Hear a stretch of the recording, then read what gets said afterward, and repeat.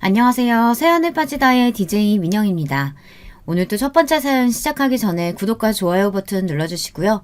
그럼 오늘의 사연 함께 만나볼게요. 안녕하세요. 환갑을 바라보고 있는 마음 많은 젊은 남자입니다. 요즘 환갑이라도 저보다도 나이가 드신 분들과 지내서 그런가 막내의 마음으로 젊은 사람처럼 살고 있습니다. 제 자랑을 조금 해도 되겠습니까? 저는 소식적 꽤나 인기가 많았습니다. 지금이야 남자답게 생겼지만 어렸을 땐 예쁘장하게 생겨서 인기가 참 많았죠. 특히 연상 누님들에게 인기가 많았습니다. 귀여웠는지 누님들이 참 좋아했거든요. 숫기가 없어서 예쁜 누님들이 제게 말을 걸면 저는 얼굴이 붉어지고 식은땀도 나고 말도 더듬었어요. 그 모습도 귀엽다며 예쁨을 받았어요. 어렸을 때는 저 때문에 싸움도 나고 그랬습니다. 하지만 이것도 다 한때죠. 지금은 저의 전성기를 생각하며 술안주 추억을 되새기고 있습니다. 인기가 많아서 그런가 여자가 끊임없이 들어와서 저는 3번의 결혼을 했습니다. 제가 인기는 많아도 사람 보는 눈이 참 없는 건지 이상한 여자들에게만 장가를 가더라고요. 이런 사람이 끌리는 건가. 저는 성찰을 해보기도 했지만 그냥 제 팔자다 생각하고 이제는 이래저래 살고 있습니다. 제 이야기 한번 들어보시겠습니까? 첫 번째 결혼은 그냥 부모님이 정해주신 결혼이라 아무 감정 없이 결혼식을 올렸습니다. 저희 집안이 못 사는 편은 아니지만 그렇다고 그렇게 잘 사는 집안도 아닙니다. 하지만 잘 사는 집안에 장가를 갈 수 있게 됐어요. 할아버지 때는 잘 살았었는데 그때 집안끼리 결혼을 약속해서 잘 사는 집에 장가를 갈 수 있게 됐습니다. 상견례 때 처음으로 제 아내가 될 사람을 봤어요. 솔직히 말하면 충격이었습니다.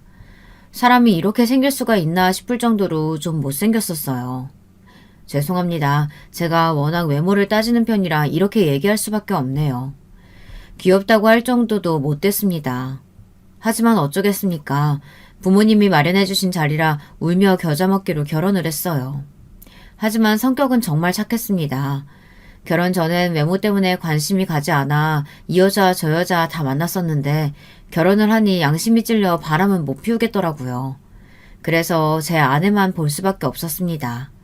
근데 점점 예뻐 보이는 게 아니겠습니까? 아내의 작은 눈이 반짝반짝 빛이 나고 낮은 코는 어찌나 귀여워 보이던지. 아내가 손재주가 좋아 요리도 잘하는데 그래서 그런가 마음이 가면서 예뻐 보였습니다. 제가 첫 번째 아내를 좋아하는 게 아내한테도 느껴졌는지 소극적이었던 아내가 적극적으로 변하더군요. 저희는 신혼이 끝나갈 무렵 서로 사랑을 느끼고 아이를 가지게 됐습니다. 첫 번째 결혼은 그냥 부모님이 정해주신 결혼이라 아무 감정 없이 결혼식을 올렸습니다. 아이가 갓 돌이 지났을 때 아내는 점점 저를 사랑하지 않는다고 느꼈어요. 저는 너무 초조했습니다. 아이만 보고 저는 봐주질 않으니 미칠 지경이었죠. 일이 손에 잡히지 않았습니다. 계속 아내를 생각하느라 실수를 했고 결국 사장님이 하루 정도는 쉬라며 휴가를 주셨습니다. 제가 얼마나 아내를 생각하는지 아시겠죠. 말도 없이 저는 집에 갔고 근데 웬걸 제 눈을 의심했습니다. 아내는 웬 남자랑 함께 주방에서 껴안고 있었어요. 그것도 못생긴 남자랑요. 저는 아내를 불렀습니다. 그 못생긴 남자를 보고 웃고 있던 아내는 저를 보자 놀란 얼굴로 굳고 말았어요. 저는 그 표정을 보고 심장이 떨어지는 줄 알았습니다. 그 느낌 아시나요? 좋아하는 사람이 나보다 못난 사람을 좋아한다고 했을 때 느껴지는 자존감이 떨어지는 느낌 아십니까? 정말 처절했습니다. 아내는 놀라 잘못 본 것이라고 애써 웃더라고요. 그 못생긴 남자는 아내 옆에 있었는데도 말이죠. 너무 어처구니가 없어서 웃음만 나왔습니다. 웃다가 아내 앞에서 울었습니다. 어떻게 그럴 수 있냐고 소리를 쳤어요. 그렇게 제 첫 번째 결혼 생활은 끝이 났습니다. 저는 아내가 다시 돌아올 생각만 있다면 다시 결혼 생활을 유지할 생각이었는데 아내는 더는 저를 사랑하지 않는다며 그 남자를 택했어요. 아이도 아내가 양육하기로 했고 저는 혼자가 되었습니다. 제 첫사랑과 첫 결혼은 그렇게 마무리가 되었어요. 그 남자는 미국에 살고 있어서 딸과 아내는 미국으로 이민을 간다고 하더군요. 그 뒤로 첫 번째 아내와 딸은 볼 수가 없었습니다. 그날 이후 저는 충격을 많이 받아서 저는 회사도 그만두고 집에서 찝거를 했습니다. 아내가 미안해서 그런지 낡은 아파트를 제게 줘서 저는 그 돈으로 먹고 살 수는 있었죠. 오히려 다행일까요? 건물주가 되었지만 기쁘지 않았습니다. 하지만 돈은 제게 기쁨을 주었죠. 시간이 지나면서 아무것도 안 해도 들어오는 돈으로 저는 술만 진탕 마셨습니다. 자주 가는 술집이 있었는데 거기서 제 두 번째 아내를 만나게 됐습니다. 두 번째 아내는 꽤나 예쁘게 생긴 연상이었어요. 한번 갔다 오긴 했지만 저도 갔다 온 놈이라 그런 건 신경이 쓰이지 않았습니다. 두 번째 아내와는 꽤나 오래 만났습니다. 결혼식은 올리지 않고 혼인신고만 했습니다. 부모님의 반대가 있어서 결혼식은 올리지 못하고 그냥 제가 홧김에 혼인신고를 했거든요. 하지만 정말 인생 신중하게 살아야 한다고 다시 한번 느꼈습니다. 3번 결혼을 했다고 했죠. 그럼 당연히 두 번째와도 좋지 않게 끝났겠지 않습니까? 두 번째 결혼은 생각보다 오래 갔지만 다른 이유로 헤어지게 됐습니다. 첫 번째 결혼 이후 한 번 되어서 그런지 두 번째 재혼 때는 마음을 다 내어주지는 않았습니다. 대신 아내가 저를 많이 좋아했어요. 처음에는 저도 많이 좋아했습니다. 술집에서 일해서 어디 엄한 놈이 아내에게 추파를 던지는 게 아닌가 걱정돼서 매일 가게에 가 술을 마실 수밖에 없었습니다. 저는 그 일을 그만두고 그냥 월세 받아먹으면 안 되겠냐고 말했지만 아내는 자기는 일을 해야 행복하다며 그만둘 생각이 없다고 했습니다. 어느 날 한 남자가 저에게 오더니 주먹을 휘두르는 게 아니겠습니까? 저는 힘없이 쓰러지고 말았습니다. 놀란 아내가 손님에게 가다 말고 저를 부르더라고요. 여보! 순간 둘 다 아내를 쳐다봤습니다.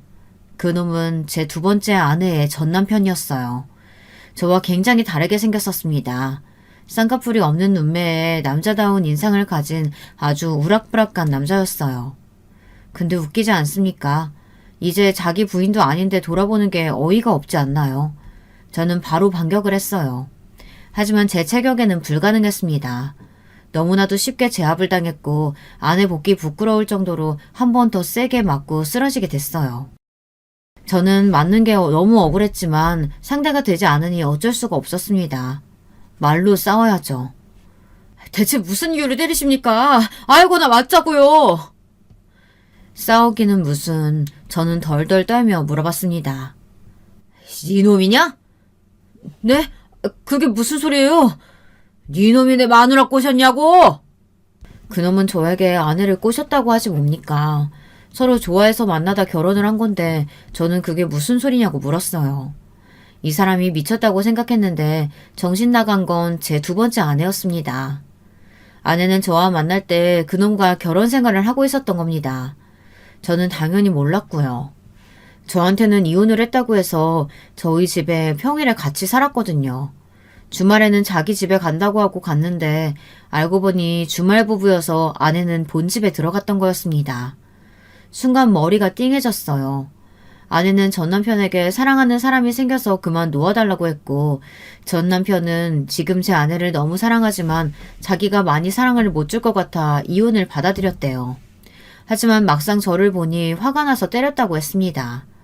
저는 아내에게 큰 배신감을 느꼈지만 결국엔 저를 좋아해서 그렇게 했다고 하니 이해할 수밖에 없었어요. 그 이후 저희는 앉아서 술을 마시게 됐습니다. 아내가 좋아하는 게 무엇인지 어릴 때 좋아하는 취향이 무엇인지 저에게 다 말해줬죠. 전 남편은 제 아내를 끔찍히 사랑하고 있더라고요. 그걸 듣고 있는 제 자신 스스로도 웃겼습니다. 드라마에 나올 법한 이야기 아닌가요? 현 남편 앞에서 아직도 좋아한다고 말하는 전 남편이 어디 있겠습니까? 웃기게도 저는 그걸 다 들어주고 형님 동생으로 지내기로 했습니다. 제게 아내를 잘 챙겨달라고 말을 하고 종종 말동무나 되자고 말을 하더군요. 이야기를 몇 번 나누다 보니 좋은 사람인 것 같다는 생각이 들어 흔쾌히 수락했습니다. 아내는 제 눈치를 보더라고요. 괜찮아, 다 이해해. 내가 좋아서 그랬던 거지? 그 사건으로 아내가 저를 얼마나 좋아하는지 알게 됐습니다. 근데 사람 마음이라는 게 참 간사한 것 같습니다. 아내가 저를 많이 좋아한다는 걸 알자마자 조금 멀어지고 싶더라고요. 하지만 두 번째 결혼마저 실패를 해버리면 제 인생이 끝날 것 같아 아내를 사랑하기로 노력했습니다. 근데 그게 마음대로 된답니까? 그렇게 마음대로 됐으면 모든 사람이 노력해서 이혼도 안 했겠죠. 저는 마음이 점점 뜨기 시작하더라고요. 이내 저는 다른 사람이 눈에 들어왔습니다. 너무 심심해서 산악 동호회에 가입을 했는데 거기에 꽤 괜찮은 아줌마들이 많더라고요. 하지만 바람은 절대 피우지 않았습니다. 맹세합니다. 제가 첫 번째 결혼 때 아내가 바람을 피워 이혼을 했으니 바람은 진절머리가 나더라고요. 대신 다른 곳에 눈이 돌아가더군요. 도박이 그렇게 사람 심장을 뛰게 하는지 몰랐습니다. 동호회에 한 사람이 같이 해보지 않겠느냐고 물어봐서 심심해서 저도 한번 봤는데 재밌더라고요. 한 번, 두 번 가다 보니 점점 도박에 빠지기 시작했습니다. 그러다 보니 아내는 점점 뒷전이 되더라고요. 어느 날은 아내가 화가 잔뜩 나서 있었습니다. 여보, 왜 그래? 무슨 안 좋은 일 있어? 안 좋은 일? 지금 당신이 요즘 나한테 얼마나 서운하게 한지 알아? 내가? 아니, 요즘 뭐 한 것도 없는데. 그게 문제야, 그게. 왜 요즘에 뭐 아무것도 없어? 나 이제 사랑 안 해? 아내는 저에게 섭섭했던 것들을 말하기 시작했습니다. 아내의 이야기를 들어주느라 시간 가는 줄을 몰랐습니다. 하지만 계속 듣다 보니 점점 지쳐갔습니다. 힘들어? 나는 얼마나 힘들겠어. 당신 보고 이혼했는데 이러는 게 어딨냐고. 제가 이혼을 하라고 한 것도 아니고 저는 아내가 이혼을 했다고 생각해서 서로 만났는데 그게 제 잘못입니까? 따지고 보면 제가 피해자 아닐까요? 뭐? 내가 이혼하라고 했어? 나는 당신이 이혼했다고 해서 만난 거지. 만약 결혼 생활하고 있다고 했으면 만나지 않았을 거야. 제 말을 듣고 아내는 말을 너무 심하게 한다고 화가 나서 안방으로 들어갔어요. 아내의 우는 소리가 들렸지만 전 약속이 있어서 나와야 했습니다. 제가 너무 심하게 얘기를 했나요? 저는 아무리 생각해도 맞는 말만 한 것 같아서 아내가 왜 화가 났는지 모르겠더라고요. 그날도 어김없이 도박을 즐기러 갔습니다. 계속 이런 일이 반복되다 보니 어느새 돈이 없어지고 말았어요. 하지만 그만두지 못하고 도박에 점점 빠지기 시작했습니다. 그러다 저는 건물도 날리고 돈도 날렸어요. 아버지에게 말씀을 드려볼까 생각도 했지만 염치가 있지 꾹 참았습니다. 저는 아내에게 이야기를 하지도 않고 돈만 계속 나갔어요. 그러다 결국 아내가 알게 되는 날이 왔습니다. 당신 건물 팔았어? 그 돈은? 어디에 못 쓴 거야? 저는 사실대로 말할 수가 없었습니다. 그냥 사업을 하나 한다고 팔았다고 했어요.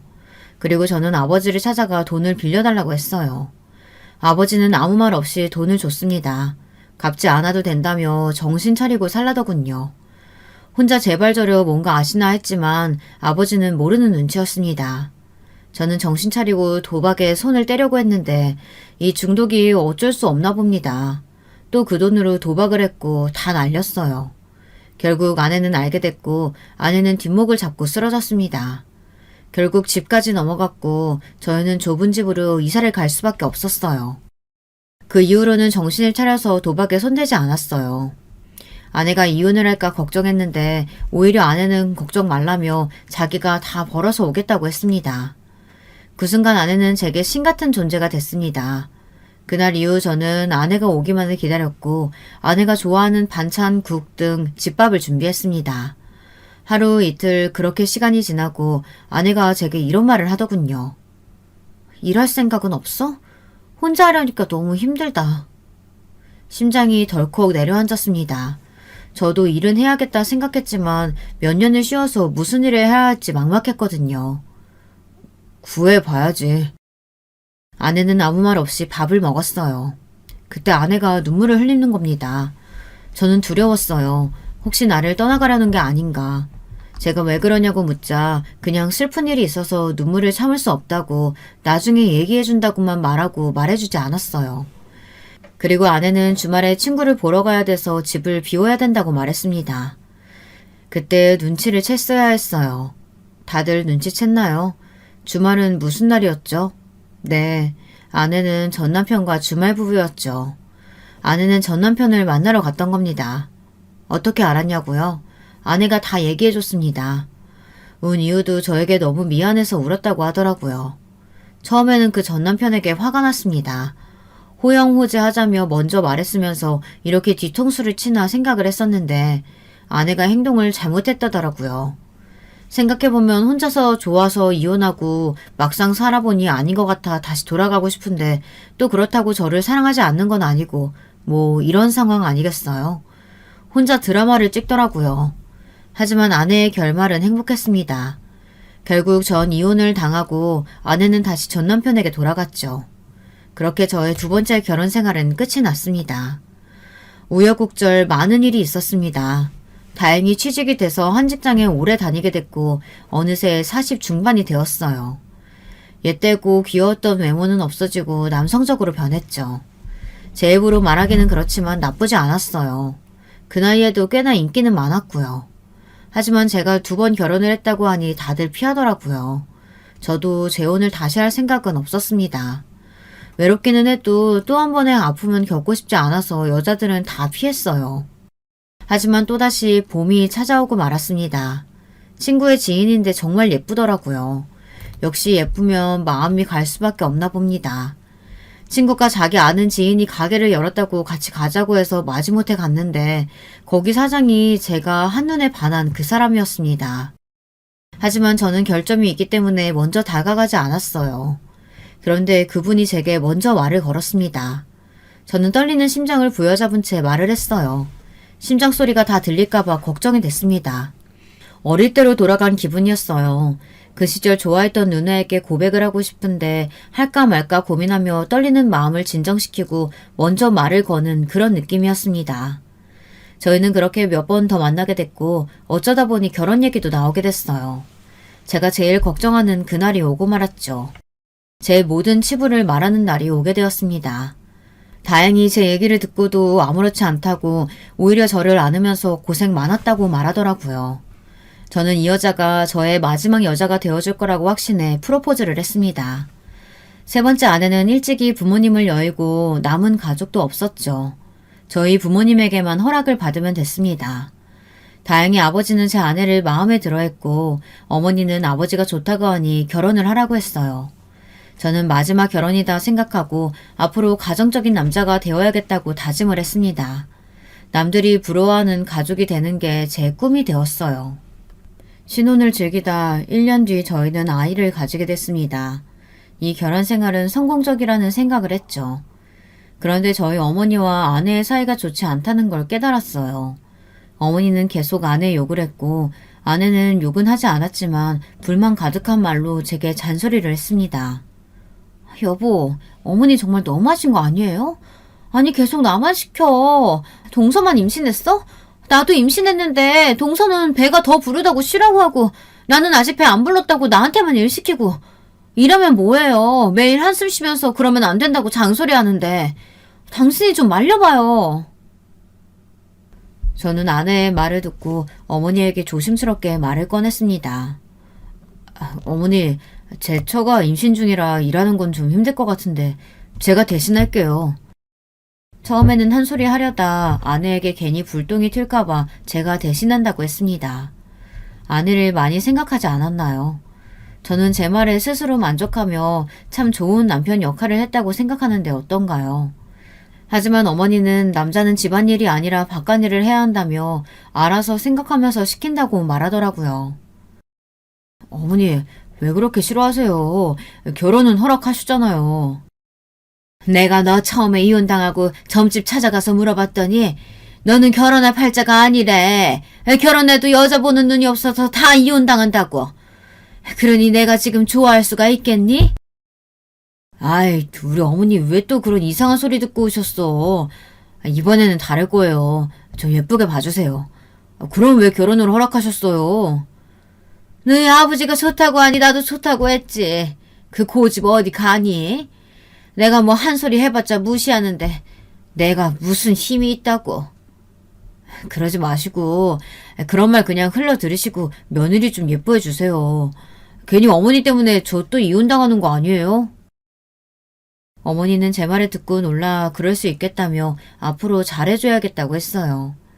어머니가 귀가 얇으셔서 다행이라 생각했습니다. 그렇게 어머니와 아내 사이의 갈등은 없어졌다고 생각했는데 한 가지가 아니더라고요.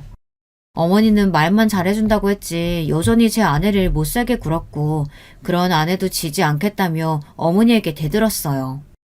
중간에서 저는 이러지도 못하고 저러지도 못한 채 이야기만 들어줄 뿐이었죠. 중간에서 잘해야지 마음먹었지만 쉽지 않더라고요. 여자들 사이에 끼어있는 게 얼마나 괴롭던지 고래싸움에 새우등 터지는 게 딱 제 상황이었습니다. 하루는 아내가 이렇게는 못 살겠다며 시댁에 좀 다녀야겠다고 혼자 가버리는 겁니다. 저는 겁이 나서 바로 아내를 따라갔어요. 아내는 비장한 표정으로 심호흡을 하며 부모님 집으로 가더라고요. 어머님, 아버님, 죄송합니다.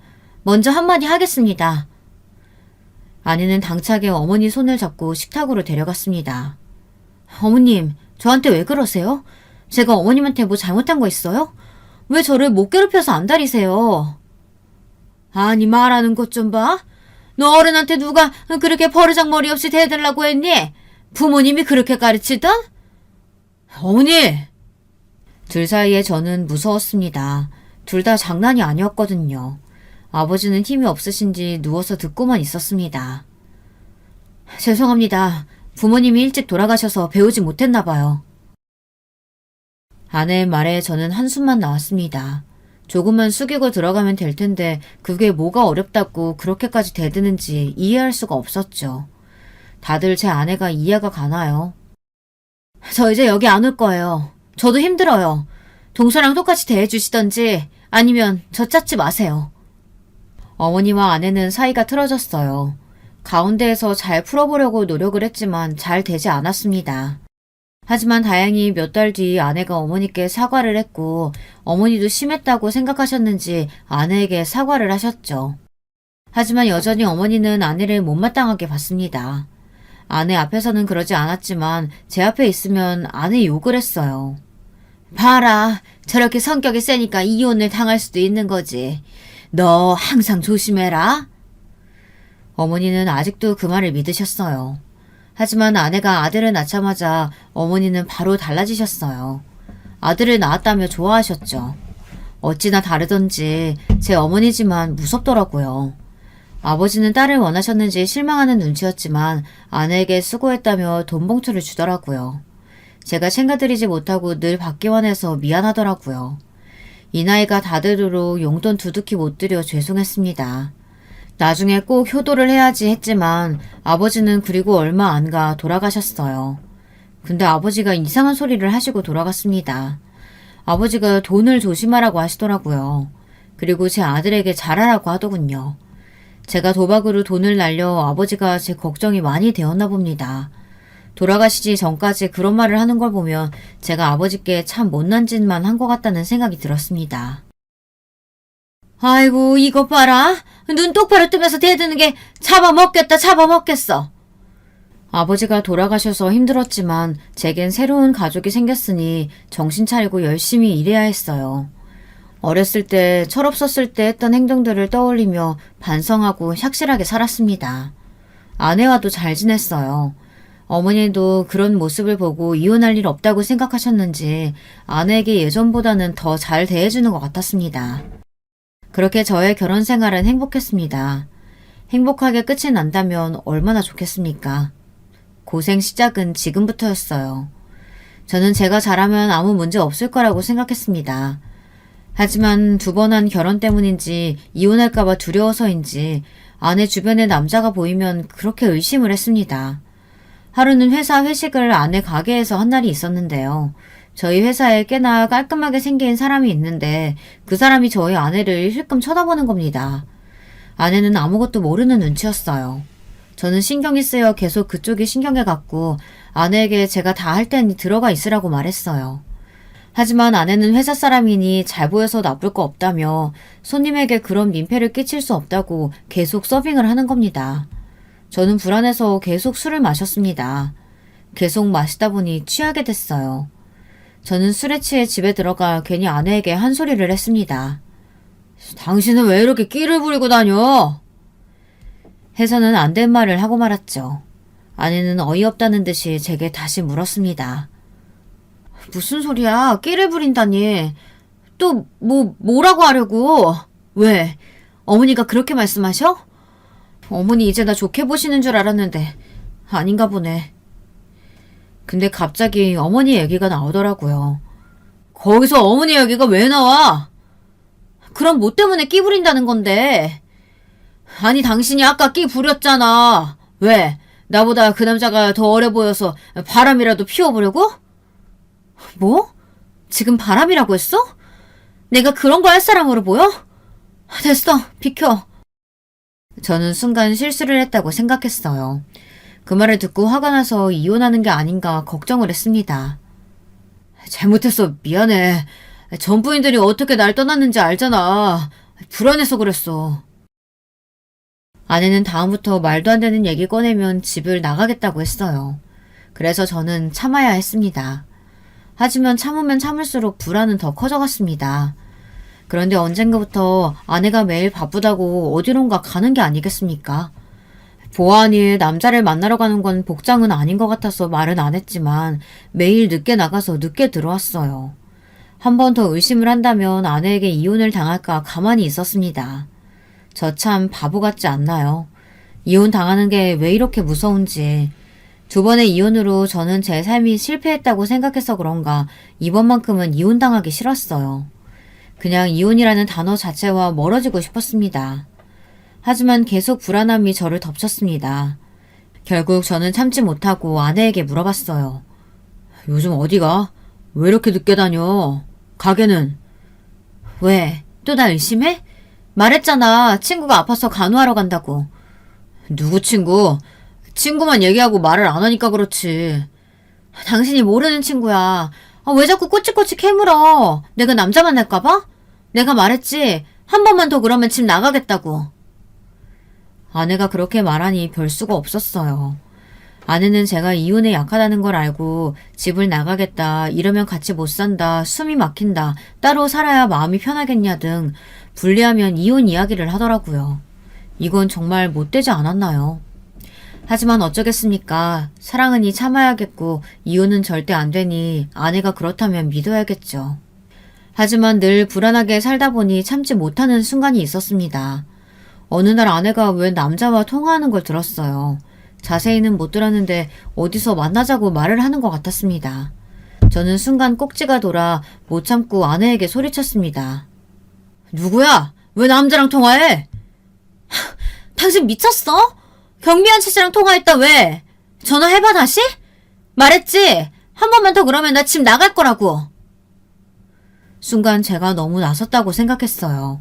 그리고 아내는 화가 나서 짐을 챙겨 밖으로 나가더라고요. 저는 얼른 아내를 붙잡았습니다. 아내에게 미안하다고 사과를 했어요. 하지만 아내는 제 말을 듣지 않고 그대로 어디론가 사라졌습니다. 아내는 며칠을 돌아오지 않았어요. 어머니가 아들을 봐주시는데 그래서 아내가 집을 나갔다는 사실을 알게 됐어요. 첫날이야 그냥 일이 있어서 못 들어온다고 거짓말을 했는데 그 기간이 길어지니 거짓말을 못하겠더라고요. 어머니는 그럴 줄 알았다며 무당말이 맞다고 하시는 겁니다. 어머니 이혼한 거 아니고 제가 잘못해서 나간 거예요. 진정하시고 나중에 집에 들어오겠죠. 그만 화 푸세요. 네 그건 그럴 줄 알았다. 지 성질 못 이겨서 집 나갈 줄 알았어. 사이 좋았던 관계가 아내가 집을 나감으로써 다시 사이가 악화됐습니다. 아내가 집을 나간 것도 힘든데 어머니까지 그러니 더 힘들었어요. 아내는 2주 동안 집에 들어오지 않았습니다. 기간이 점점 길어지니 초조했던 마음이 불안으로 바뀌고 불안하다가 포기를 해버리고 그러다 화가 나기 시작했습니다. 엄마라면 아이가 보고 싶어서 와야 하는 거 아닌가요? 이혼이고 자시고 저는 아이를 위해서라면 이러면 안 된다고 생각해 아내를 찾아다녔습니다. 하지만 아내의 지인 중 아내의 행방을 아는 사람은 한 명도 없었습니다. 혹시 몰라 경비원에게도 물어봤는데 당연히 모른다고 했어요. 그러니 사람이 어디서 뭘 하는지 사고가 났는지 경찰에 신고를 해야 할지 별의별 생각이 다 들더라고요. 그냥 살아 돌아오면 좋겠다는 생각을 했습니다. 그리고 며칠 뒤 아내가 돌아왔어요. 아내는 어디서 잘 먹고 잘 살았는지 아주 행복한 표정으로 돌아오더라고요. 화도 나지 않았습니다. 그냥 집에 왔다는 사실에 감사했어요. 어디 갔었어? 걱정했잖아. 가게도 직원들한테 맡기고 가고 행방을 아는 사람은 없고 당신 진짜 걱정시킬 거야? 미안. 친구랑 여행 갔었어. 돌아와줘서 고맙다고 제가 말을 했어요. 평소 같으면 아내는 진짜 미안하다고 사과를 했을 텐데 제가 잘못해서 그런가 별 생각을 하지 않고 방으로 들어가더라고요. 그런데 좀 이상했어요. 2주 동안 아들을 보지도 않았는데 아들을 찾지 않더라고요. 피곤해서 그런가 보다 하고 저는 오랜만에 온 아내를 위해 사과를 할 겸 밥을 차렸습니다. 하지만 아내는 가게로 나가봐야 한다며 밥을 보지도 않고 나갔어요. 조금 이상하지 않나요? 가정적이던 사람이 어느 순간 아무것도 신경 쓰지 않으니 바람이 난 건 아닐까 생각이 들었어요. 만약 여러분이 저라면 어떨 것 같으세요? 의심이 되지 않나요? 저는 바로 아내 뒤를 쫓았어요. 그런데 정말로 가게에 가서 일을 하는 게 아니겠어요? 괜히 의심이 냈나 싶었지만 그거 하나로 바람 피우는 거 아니라고 단정짓기는 어려웠습니다. 저는 의심만 쌓여갔고 불안한 이 결혼 생활은 계속됐어요. 그러던 어느 날 주말이라 아들과 공원 산책을 하러 나갔는데 이웃들이 저를 보고 수근수근 거리기 시작했어요. 처음엔 그냥 우연이겠지 생각했는데 저를 보고 수근거리는 게 맞더라고요. 하루는 못 참고 그 사람들에게 물었습니다. 왜 자꾸 저 보면서 수근거리는 겁니까? 아무것도 아니에요. 그쪽 얘기하는 거 아닌데요? 그러자 다른 아줌마가 제게 물었습니다. 왜? 한번 물어보자. 그 이혼 2번하고 저기 고깃집 사장이랑 재혼한 거 맞나? 제가 이혼 2번 한 건 어떻게 아시는지 제가 이혼했냐고 물어보더라고요. 아니, 어떻게 아시는 거예요? 제가 말하고 다닌 적도 없는데 누구한테 들었어요? 아니, 나는 여기저기 동네 아줌마들한테 들었지. 이 사실을 아는 사람은 전 부인과 저 아내, 제 가족들인데 어머니와 절대 그런 얘기를 한 적이 없을 거고 아내밖에 말할 사람이 없는데 아내가 어디 가서 이런 얘기를 할 사람이 아니라는 생각이 들어 다시 물었습니다. 대답은 똑같았어요. 하지만 어떤 아줌마인지 알아냈어요. 저는 그 집으로 찾아가 물어봤습니다. 그 아줌마는 또 다른 아줌마에게 들었다고 했습니다. 아줌마들의 소문이 어찌나 빨리 퍼지던지 소문의 근원지를 찾기란 서울 가서 김서방 찾기였습니다. 결국에는 소문이 어머니 귀에 들어갔어요. 어머니는 그 소문을 말한 사람 머리채를 잡으며 소란을 피우셨고 결국에는 누가 말았는지 알게 됐습니다. 경비원이 저에 대해 말하고 다녔던 겁니다. 그런데 경비원이 어떻게 알았을까요? 경비원에게 갔더니 아내와 친한데 이것저것 얘기하다가 제 얘기가 나왔고 그러다가 제가 이혼한 사실을 듣게 됐다고 했어요. 그리고 친한 다른 아줌마에게 그냥 흘리듯 이 얘기를 했는데 하필이면 입이 가벼운 사람에게 말을 한 겁니다. 그래서 여기저기 소문이 다 난 거였어요. 어머니는 그 말을 듣고 곧바로 아내의 가게로 찾아갔습니다. 그리고는 또 아내의 머리채를 잡았어요. 어머니 왜 이러세요? 이년이 어디서 지 서방을 욕해? 이혼했다고 말은 왜 하고 다녀? 네 남편 욕되게 하고 싶어? 미쳤다고 입을 함부로 놀려? 무슨 소리세요? 이거 놓고 얘기하세요. 저는 어머니를 말렸습니다. 어머니는 분에 풀리지 않았는지 아내를 노려보며 얘기를 했어요. 나는 내 새끼 이혼 2번 해도 욕한 적도 없고 어디 가서 하소연한 적도 없는데 감히 네가 떠들고 다니니? 아내는 처음엔 모른 척 잡아댔지만 어머니의 성화에 못 이겨 사실대로 말했습니다. 아내는 그냥 가볍게 경비원에게 말했는데 그렇게 소문이 날 줄 몰랐다며 잘못했다고 빌었어요. 아내가 말했다는 게 충격이기는 했어요. 이혼 때문에 힘들어하는 걸 알면서도 그걸 가볍게 얘기했다는 것 자체가 저에게는 상처였습니다. 하지만 어쩌겠습니까? 이혼한 사실은 변하지 않는데요. 여러분 같으면 어쩌겠어요? 화를 낼까요? 아니면 참고 넘어갈까요? 저는 화를 내는 것도 지쳐 아무 말 없이 집으로 갔습니다. 그 일이 있고 나서 저희 부부 사이는 점점 멀어져 갔어요. 저는 이제 아무래도 상관없다는 식으로 아들만 바라봤습니다. 그런데 또 저를 보고 수근수근 거리더라고요. 너무 억울해서 소리쳤습니다. 그래요. 저 이혼 2번 했습니다. 제가 못나서 이혼당했어요. 둘이서 얘기하지 말고 앞에서 물어봐. 그러자 이웃들은 당황해 저에게 말을 해줬는데 글쎄 제 이혼 얘기가 아니고 다른 얘기더라고요. 저는 그 이야기를 듣고 잠을 잘 수가 없었습니다. 아내에게 물어볼까 말까 수많은 고민을 했어요. 이웃은 제게 이렇게 말했습니다. 아니 그게 아니라 민수 엄마가 요즘 여기저기 돈 빌리고 다닌다고 해서. 돈을 빌릴 리가 뭐가 있겠습니까? 저한테 얘기도 안 하고 돈 쓸 일이 뭐가 있을까요? 요즘 아내가 통화도 자주 하고 집에 와도 피곤하다고 자고 저와 얘기도 잘 안 하는 이유가 돈과 관련이 되어 있을까? 저는 확신하고 싶지 않았습니다. 아내가 바람을 피우다니 젊은 남자일까요? 그래서 돈이 필요해서 여기저기 빌리고 다닐까요? 제 인생은 참 서글퍼지더라고요. 하지만 이번에는 진실을 알기 싫어 그냥 넘어가기로 했습니다. 아내가 바람 피우는 장면을 보기도 싫고 제게 걸리지 말고 그냥 알아서 바람 피우다 관계가 끝나기만을 기다리고 있었습니다. 생각을 안 하려고 해도 안 할 수가 없더군요. 하지만 이혼은 죽어도 하기 싫어 혼자 소가리만 하고 참았습니다. 하지만 결국 바람 상대를 찾고 말았습니다. 알고 나니 정말 인생이라는 게 다 돌아오는 거더군요. 출장에 가야 해서 아내에게 이야기를 했더니 아내 표정이 밝게 변하더라고요. 정말 씁쓸했습니다. 저를 좋다고 할 땐 언제고 이제 다른 남자를 찾아 저렇게 티를 내다니 참 미웠어요. 저는 이제 나이도 들고 배도 나와 싫은가 봅니다. 저 같아도 예쁜 사람이 저 좋다고 하면 넘어갈 텐데 아내도 젊고 잘생긴 남자가 있으면 넘어갔겠지 않습니까? 하지만 저희 집에 그 남자가 저희 집에만 오지 않았으면 좋겠다는 생각을 했습니다. 아니 이미 왔을 수도 있겠다고 생각했어요. 그러니 속이 좋지 않더라고요. 아내 얼굴을 보면 더 울렁거리는 것 같아 얼른 나왔습니다. 출장에 다녀온 후 경비원이 제게 말하더라고요.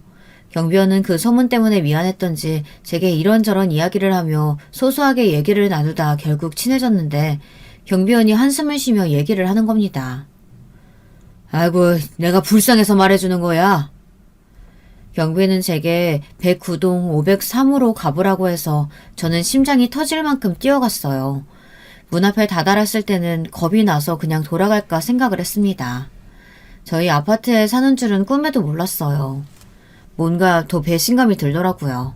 그럼 분명 저희 부부에 관해서도 알 텐데 그런 사람과 바람이 났는지 그리고 그걸 눈치 못 챈 저도 참 한심했습니다. 그 집 초인종을 누르고 어떤 남자가 문을 열어주더라고요. 근데 그 광경을 보고 소스라치게 놀랄 수밖에 없었습니다. 3명의 남자와 아내가 같이 있더라고요. 처음에는 그 아무것도 보이지 않았습니다. 아니 1명도 아니고 3명이 말이 됩니까? 정말 충격적이었어요. 손이 덜덜 떨리면서 그 남자에게 주먹을 휘둘렀습니다. 주변 사람은 놀라 저를 말렸고 아내는 저를 보고 굳어 있었어요. 정신을 차리고 돌아보니 굉장히 익숙한 풍경이 보이더군요. 그래서 그제야 아내의 바람 상대를 찾았어요. 아내는 3명의 남자와 도박을 벌이고 있었습니다. 아내의 바람 상대는 도박이었어요. 그래서 여기저기 돈을 빌리고 다녔고 심지어 가게도 팔아 그 돈으로 도박을 했다고 했습니다. 저의 예전 모습이 보였어요. 그때 두 번째 아내의 심경을 이해할 수 있게 됐습니다. 저는 아무 말 없이 집으로 돌아왔어요. 아내는 제 뒤를 따라와 무릎을 꿇고 잘못됐다고 빌었습니다. 너무 괘씸했습니다. 유흥에 빠져 가정은 나몰라라 하고 저는 바람인지 아닌지 전전긍긍하며 힘들어하는데 상의도 없이 가게도 팔고 하지만 욕을 할 수가 없었어요. 다 제가 했던 일이니까요. 아내를 볼 자신이 없었어요. 과거의 저를 보는 것 같아 괴로웠습니다. 그래서 당분간 떨어져 지내기로 했어요. 저는 어머니 집에 잠시 지냈습니다. 모든 사실을 알게 된 어머니가 화를 크게 내실 거라고 생각했는데 아무 표정 없이 그저 밥 먹으라고 밥을 차려줬습니다. 그리고 그날 밤 어머니의 울음소리가 들렸어요. 어머니께 죄송했습니다. 매번 이런 결혼 생활을 해 죄송스러웠어요. 그날 밤 다시 이 결혼 생활을 어떻게든 좋게 마무리하기 위해 집에 갔는데 이게 웬걸 또 도박판을 벌이고 있는 게 아니겠어요? 당신 미쳤어? 애도 있는데 여기 사람을 끌고 와? 그리고 나한테 걸렸으면 그만둬야지. 가게도 팔고 돈도 없으면서 뭔 짓거리야? 사람들은 바로 도망갔고 아내는 울며 얘기했습니다. 자기도 참으려고 했는데 참을 수가 없었다면서 살려달라고 애원하는 게 아니겠어요. 자기도 힘들다면서 막 우는 겁니다.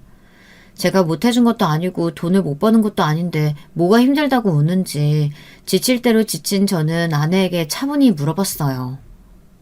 언제부터야? 꽤 됐어. 역시나 아내는 예전부터 도박을 해왔고 돈을 날려 정신 차리고 가게를 열었는데 저와 결혼하고 나니 삶이 지루해져서 다시 도박판에 들어갔다고 했어요. 처음이고 다시는 안 할 사람이라 생각이 들면 참고 같이 살려고 했지만 이런 사람과 더는 못 살 것 같다는 생각을 해 저는 이혼 얘기까지 꺼냈습니다. 당신 이혼은 절대 안 한다며. 근데 왜 이혼하자는 거야? 왜? 이렇게는 못 살아. 그럼 우리 아들은? 내가 키워야지. 당신 돈 없잖아. 아니야. 그럼 내 돈은? 당신이 벌어다 줘야지. 당신 이혼할 생각 없다고 했는데 왜?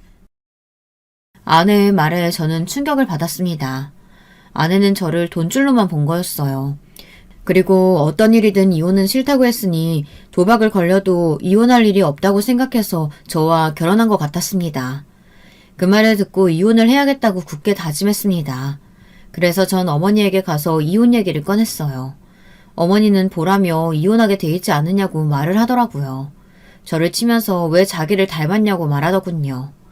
어머니도 3번 결혼을 했거든요. 물론 제 아버지가 친아버지인 건 맞습니다. 어머니는 첫 번째는 사별을 하셨고 두 번째 또한 사별을 했다고 들었어요. 그리고 저희 아버지가 어머니에게 반해서 만나게 됐고 제가 태어났다고 했습니다. 부모 팔자 닮는다며 어머니는 어머니의 가슴을 내리치더라고요. 그 모습을 보고 저도 눈물이 났습니다.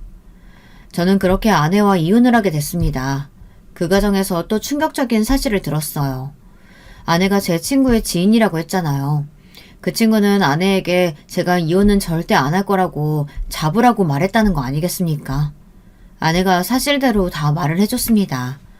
저는 아내에게도 배신감이 들었지만 친구에게도 큰 배신감이 들었어요. 어떻게 친구란 놈이 남의 아픔을 이용하라고 할 수가 있겠습니까? 저는 그 말을 듣고 친구에게 전화를 걸었지만 친구는 이미 전화번호도 바꾸고 다른 곳으로 이사를 해 볼 수가 없었습니다. 그래서 저는 이제 와서 무슨 소용이 있겠나 싶어 이혼 후 모든 걸 비우고 살았습니다. 근데 그거 기억하세요? 아버지가 마지막에 했던 말 기억하십니까? 아버지가 제게 돈을 조심하고 아들에게 잘하라고 하셨잖아요. 아버지는 마지막에 다 알고 돌아가셨던 걸까요? 아니면 우연일까요?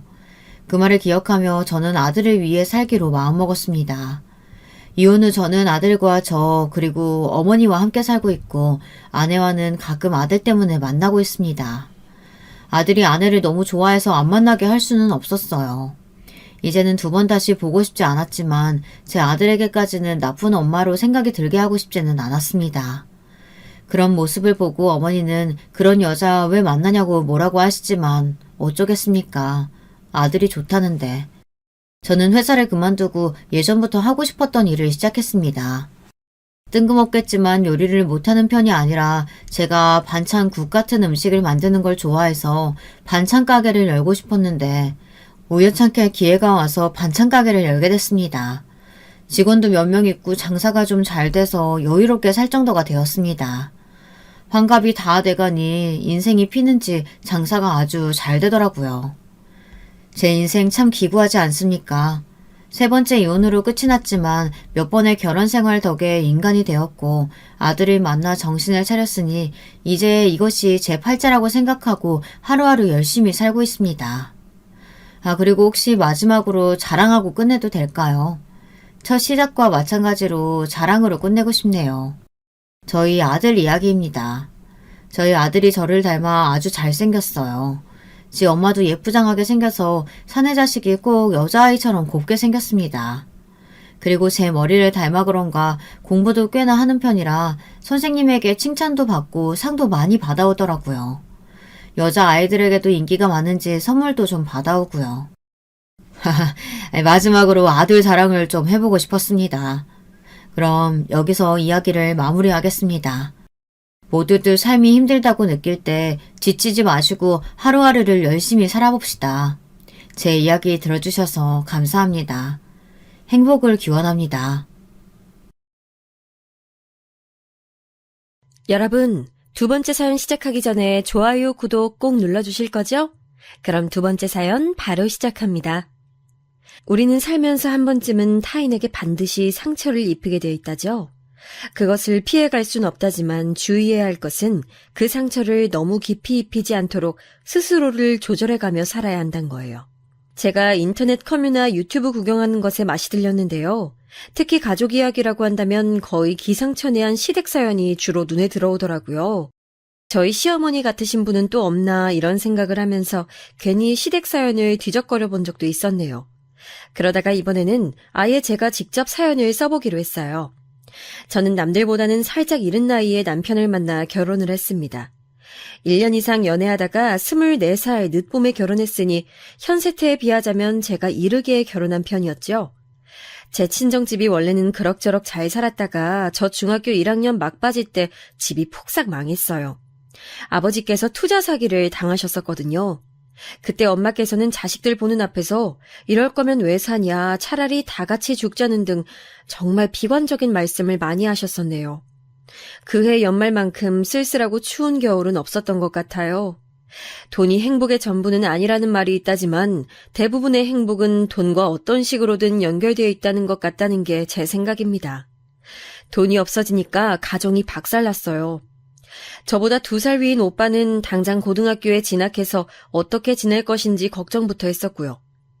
내가 거지 새끼인 거 들통나는 순간 왕따는 기본으로 당하겠지. 고등학교에 올라가자마자 숨만 쉬면서 나대지 말고 그렇게 살아야겠다. 자기 중학교 졸업을 앞두고 오빠가 씁쓸하게 했던 말이 기억나네요. 원래 오빠는 당차다 못해 오만한 성격이었고 으스대는 걸 좋아하는 편이었어요. 집안의 장남이고 하나뿐인 아들이다 보니까 부모님께서 추켜 세워주는 것도 있었으니까요. 하지만 집이 폭삭 망해버리고 나서 사람이 바뀌었죠. 간단히 말하자면 좀 어두워졌어요. 긍정적인 말은 거의 안 하게 됐죠. 저한텐 1살 어린 연년생 동생이 있는데 얘가 성격이 정말 드세고 못됐습니다. 제 친동생한테 못됐다는 말을 쓰자니 다 큰 어른으로서 민망하기도 하지만 사실이 그런 것을요. 막내라서 예쁨만 받았기 때문에 그렇게 컸다기보단 타고난 성정 자체가 워낙 시건방지고 겁도 없었던 것 같아요. 같은 유치원, 같은 초등학교를 다니는 동안 저는 무리해서 눈에 안 띄는 아이였고 성적도 항상 중간이었으며 적당히 소심했는데요. 그런 반면에 여동생은 늘 주목받는 아이였어요. 그게 좋은 의미든 나쁜 의미든 여동생은 항상 인지도가 높았지요. 커갈수록 여동생이 자기 친구들한텐 물론이고 심지어 선생님께도 싸가지 없게 굴어서 부모님께선 걱정이 많으셨어요. 일가 친척 중에서는 고모 2분이 진짜 성격이 장난 아닌데 왠지 여동생이 그런 기질을 물려받은 듯 싶더라고요. 나는 잘못한 것도 없는데 왜 내가 용돈을 앞으로 못 받아야 돼? 아빠가 멍청하게 사기당해서 잘못한 거면 아빠만 벌을 받아야지. 왜 나까지 피해받아야 되는 거야? 나 이제 아빠 딸 안 할래. 나 다른 집 가서 살면 안 돼? 엄마, 혹시 나 부잣집에 입양 보내줄 순 없어? 여동생은 중학교 진학을 앞두고 저런 말을 했었죠. 얼마나 싹수가 노란 아이였는지 짐작이 가시나요? 제가 옆에서 저 말을 듣고 얼마나 충격을 받았는지 몰라요. 부모를 바꾼다는 개념 자체가 도대체 어떻게 할 수 있는 발상인지 이해가 안 갔어요. 여동생의 충격적인 발언에 엄마는 기함을 하셨고 가뜩이나 정신 상태가 안 좋으셨는데 더 추락하게 되셨죠. 저는 언니로서 여동생을 잘 이끌어보려고 했지만 뜻대로 안 됐어요. 이럴 때일수록 용돈 아껴 쓰고 절약하면서 지내야지. 너도 이제 초등학생 아니라 중학생이야. 언제까지 철없게 굴 거야? 이젠 놀 때가 아니야. 공부 열심히 해서 좋은 대학 가고 성공하는 미래를 그려야 하는 때라고. 알았어? 야, 너나 잘하세요. 언니 같지도 않은 게 어디서 언니 행세를 하려고 나한테 잔소리야. 친구도 찌질이 찐따 2명밖에 없는 주제에 나한테 까불어? 고작 1살 차이, 한 학년 계급 차이밖에 안 났기 때문에 반항적으로 나오는 여동생을 제가 쉽게 누를 수 없었네요. 마지막 남은 자존심을 발휘해서 그때 아무렇지 않은 척 지냈었지만 솔직히 여동생이 무서웠던 것 같아요. 갓 중학교에 입학했음에도 무서운 언니들과 벌써 인맥을 여동생은 만들고 있었거든요. 자칫했다간 여동생한테 진짜로 얻어터질 것 같았네요. 집에서 막내가 이렇게 멋대로 행동하면 위에서 눌러줘야 하는 법이잖아요. 하지만 사기당한 이후로 시류에 빠지신 아빠, 마찬가지로 상심해서 사는 의미를 잃고 시름에 빠지신 엄마, 고등학교에 올라간 이후로 집에서 마주치기도 어려워진 오빠, 이렇게 셋 다 따로 놀고 있었으니 제가 도움을 청할 것 따윈 없었어요. 여동생이 으르렁거리는 대로 그 앞에서 꼬리 말고 깨갱 엎드릴 수밖에 없었죠. 여동생이 눈치를 봐야 하는 언니라니 스스로가 너무 한심하게 느껴졌고, 이런 부분 때문에 저는 점점 더 소극적이고 내성적인 사람이 되었어요. 마침 극심한 사춘기 시기까지 겹쳐서 걷잡을 수가 없었죠. 나중에 나이가 들고 나서야 그때 나와 마찬가지로 여동생 또한 손을 내밀 만한 사람이 집에 없었겠구나 하는 깨달음이 어렴풋이 들었지만, 이미 시간이 꽤 지나버린 후였기에 후회만 곱씹었었네요. 과거에는 저 또한 어렸기 때문에 여동생의 그런 마음을 헤아려 줄 수가 없었어요. 날카롭게 가시를 세우고 있는 여동생의 내면으로 제가 파고 들어갈 자신도 없었고요. 그래서 여동생은 방치 속에 더욱 엇나갔었죠. 고작 중학생이었음에도 가출을 일삼았고요. 집이 폭삭 망한 이후로 아파트를 떠나서 좁은 빌라로 들어온 게 짜증난다며 집을 쳐다보기 싫다는 핑계를 대며 자꾸 바깥으로 나돌았어요. 시도 때도 없이 행적을 감추는 여동생 때문에 엄마는 알아누우셨고, 이럴 바에는 다 같이 죽자는 말씀을 입에 달고 살기 시작하셨죠. 말수가 적어진 아빠는 술을 벗삼아서 지내셨고요. 가족과는 대화를 안 하려고 하셨습니다. 특히 여동생 때문에 엄마가 속상해서 미치겠다고 한탄을 하실 때마다 아빠는 꼴도 보기 싫다면서 집을 나가버리셨죠. 악순환의 연속이었어요. 오빠는 고등학교 재학 도중 학교에서만 하루 16시간을 있었고 집에서는 딱 잠만 잤습니다. 그것도 귀마개를 낀 채 말이죠. 아무것도 듣기 싫다는 의미였을 거예요. 그렇게 저희 가족은 소통이란 것을 완전히 잃어버리게 됐어요. 다 같이 둘러앉아서 시간을 보냈던 주말 저녁이 까마득하게 느껴지기 시작했죠. 오빠는 그럭저럭 괜찮은 대학에 들어갔고요. 자력으로 대학교를 다녔습니다. 자기가 돈 벌고 장학금 타내서 그렇게 생활했죠. 제가 고3 수험생이 되어 보니까 오빠가 얼마나 대단했던 줄을 깨닫게 됐어요. 집에서 돈 한 푼 지원이 없는데 학원에 다니고 온갖 인터넷 강의 끊어서 듣고 공부하는 친구들을 제가 따라잡는다는 게 보통 힘든 일이 아니었기 때문이에요. 독서실이라도 다니고 싶어서 어렵사리 부모님께 부탁을 드렸고 돈을 드디어 받아낼 수 있었는데요. 그걸 가방 안에 문제집에 고이 끼워놨었는데 다음날 학교에서 찾아보니까 없더라고요. 등교하자마자 확인한 것이기 때문에 누가 훔쳐갔을 리는 없었죠. 당황한 저는 집에서 흘린 모양이라고 생각하고선 하교하자마자 집을 뒤져봤지만 그 돈이 나오지 않았어요. 독서실 오늘 등록한다고 했었나? 등록하고 바로 다니는 거 아니었니? 아, 엄마, 독서실은 내일부터 다니기로 했어요. 수업 끝나고 독서실에서 자습하고 주말에도 나가서 자습하고 그렇게 지내려고요. 그래. 돈 낭비 절대 하면 안 돼. 남들은 그깟 돈이라고 할 수도 있지만 우리 가족한텐 절대 그깟 돈 아닌 거 우리 딸이 잘 알고 있을 거라고 엄만 믿을게. 엄마 실망시키지 말고 너도 네 오빠 수준만큼만 대학 가서 딱 그 정도로만 알아서 공부하면 돼. 그 이상은 바라지도 않아. 하지만 엄마의 신신당부 앞에서 차마 돈을 잃어버렸단 말이 나오지 않았죠. 결국 저는 독서실을 다니는 척하려고 연기를 해야만 했어요. 학교의 모든 정규 과정이 끝난 후에 독서실을 1시간씩 들르는 척하기 위해 밖에서 시간을 보냈었고요. 음료 자판기가 여러 대 몰려 있어서 조명 때문에 밝고 의자가 있는 구역이 있었는데 주로 거길 가서 영어 단어를 들여다보면서 시간을 때웠었죠. 주말에는 멀리 있는 데다가 사람이 많아서 경쟁이 치열한 도서관의 열람실까지 찾아가 공부를 했고요. 이 모든 게 독서실 비용을 잃어버린 바보 같은 제 자신 때문이라는 생각에 힘들었었는데 어느 날 정말 문득 제 눈에 여동생이 화장품이 보이는 거예요.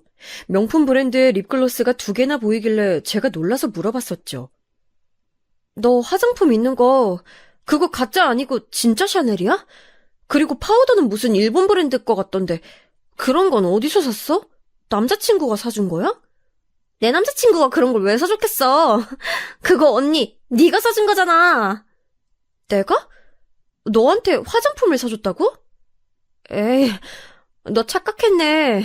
난 너한테 그런 거 사준 적 없어. 돈도 없는데 어떻게 사줘?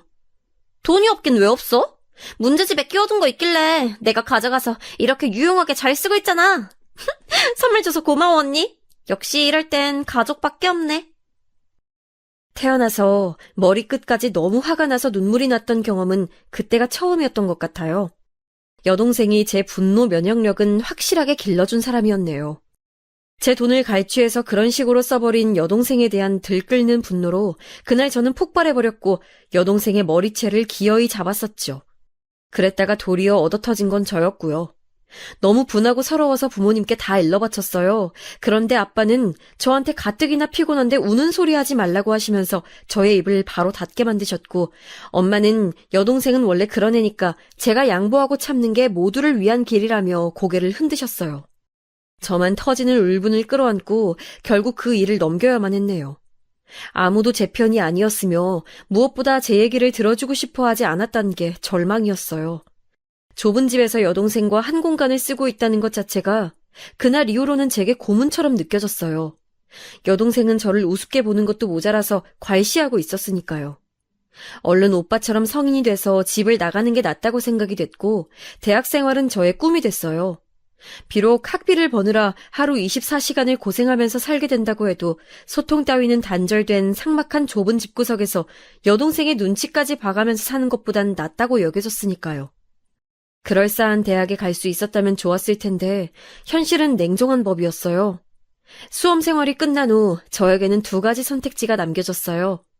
괜찮은 전문대를 가든지 아니면 지잡대라고 불리는 비루한 4년제를 갈 것인지 양자택일이었죠. 재수를 할 깜냥이 안 된다는 건 잘 알고 있었기에 염두에 두지도 않았고요. 저는 부모님께 상의를 우선 드리고 싶었는데요. 2분 다 똑같은 반응을 보이셔서 저를 힘 빠지게 만드셨죠. 그래서 어딜 가야 학비가 더 적게 드는데? 그걸 알아야 답을 내려주지. 학교가 어디에 위치해 있는지, 제가 공부할 전공은 어떻게 되는지 그런 건 일절 관심도 없으셨고요. 고졸은 너무 초라하니까 대학을 어디든 나오는 건 맞는데 이왕이면 저렴한 곳에 가는 게 낫겠다며 부모님께서는 금전적인 걱정만 하셨어요. 성인이 되자마자 정말 입맛이 쓰더라고요. 돈이란 잔혹하고 냉정한 잣대라는 생각이 들었습니다. 저는 결국 전문대를 선택했어요. 그 편이 취업과 연결이 더 쉬워 보인다는 게 이유였네요. 대학에 입학하자마자 부모님으로부터 받은 조언은 돈 아껴 쓰고 사치하지 말라는 것이었어요. 새 옷이나 새 가방은 허상에 불과하다면서 저에게 아르바이트로 버는 돈은 족족 학비랑 저금에만 쓰라고 하셨죠. 집안 형편이 안 좋음에도 여동생은 넘치는 화장품과 옷들을 보유하고 있었는데 성질 더러운 여동생 대신에 만만하고 내성적인 저에게 늘 훈계하시는 부모님이 서운했네요. 대학 생활에 낭만 같은 건 없었던 듯 싶어요. 왜냐하면 저에게 대학은 취업으로 가는 문 그 이상 그 이하도 아니었으니까요. 낭만을 즐기기에는 저는 너무 집에서 찌들 대로 찌든 생활을 해본 사람이었어요. 돈이 자본주의라는 게 너무 무섭게 느껴지기도 했었고요. 친구들은 갓 성인이 된 청춘을 즐기며 연애도 하고 멋지게 꾸미면서 지냈지만 저는 우중충한 날들을 보냈었죠. 지금은 너무 후회되는 부분이에요. 시간은 앞으로만 갈 뿐 뒤로 돌아갈 수가 없잖아요. 오늘의 나라는 존재는 내일이 된 순간 제 인생에서 다시는 만날 수 없는 존재가 되죠. 2번 다시 그때의 나날을 누릴 수 없다는 것도 모르고 전 그렇게 20대의 첫 페이지를 낭비하고 말았어요. 정보도 야망도 전부 다 부족했기 때문에 그저 학교 생활에만 충실하고 아르바이트만 성실하게 했을 뿐 다른 진로를 찾아보거나 공무원 시험을 알아볼 생각조차 못했었네요. 대학 졸업 후에 저는 전공을 따라서 작은 회사에 사무직에 들어갔고요. 정말 쥐꼬리만한 박봉을 받으면서 사회생활 첫 발을 떼었었죠. 힘든 나날의 연속이었고 불합리한 대우에 눈을 감아야 하는 수모가 이어졌어요. 제가 어린 나이에다가 경력도 없는 생신입이었으며 내성적인 여자애였으니 사무실 사람들이 보기에 얼마나 만만했을까요? 그러니까 마음껏 굴려먹었던 것이겠죠. 저는 그런 날들을 참으며 보낼수록 속에 많은 이야기가 쌓여갔어요. 달리 표현하자면 화병이라고도 할 수 있었겠네요. 속 시원히 제 얘기를 털어놓고 지낼 수 있다면 참 후련할 것 같다는 생각을 언제부턴가 하게 됐어요. 졸업 후에 대학 동기를 처음 만나는 자리에서 이런 얘기를 조심스럽게 꺼내봤더니 저한테 연애해보는 게 어떻겠냐고 하더군요. 남자친구가 생긴다면 든든한 아군이 생기는 거니까 분명 힘이 될 거라고 알려줬어요. 그 말을 들으니까 솔깃해져서 제 딴에는 엄청난 용기를 내어 남자 소개를 받아봤어요. 첫 연애가 그렇게 시작됐죠. 그리고 딱 반년 만에 차였어요. 제 인생의 첫 남자친구였던 그 남자가 저한테 이렇게 말했었죠. 착해서 끌렸는데 만나보니까 너무 재미가 없다고요. 말수도 적고 리액션도 적은 저 같은 사람이랑 있다 보니까 자기마저 무색무취의 인간이 되어가는 것만 같아서 헤어지고 싶단 말을 남겼어요. 그게 너무 상처였는데 한 달 정도가 지나고 나니까 저에게 조금 도움되는 발언이었다는 생각이 들더군요. 직설적으로 저의 문제점이 뭔지 알려준 셈이었으니까요. 다음에 연애를 하게 된다면 제 자신을 소극적으로 숨기기보다는 표현하는 것을 망설이지 말자는 다짐을 먹게 되었죠. 그러다가 누구의 주선도 없이 저 스스로 남자를 만나게 됐어요. 그 남자는 제가 새로 단골로 다니게 된 카페의 직원이었죠.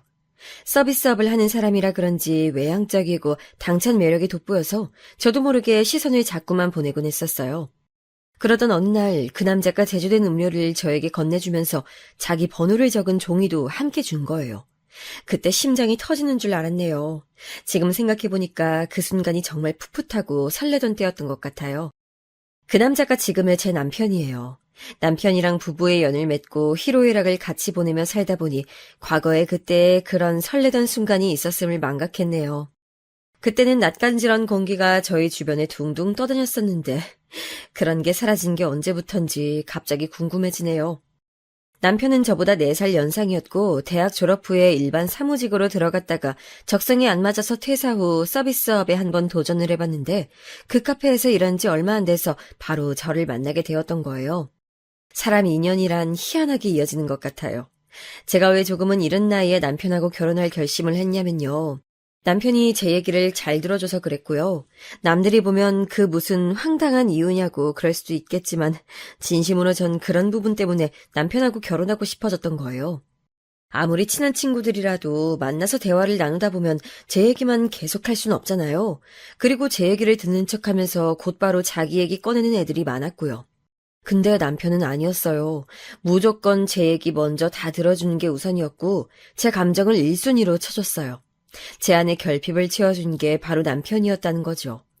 남편과 제가 공통점이 있었어요. 그건 바로 3남매 중에 둘째라는 것, 그리고 막내와 1살 차이가 난다는 것이었답니다. 남편에게는 누나와 남동생이 있었죠.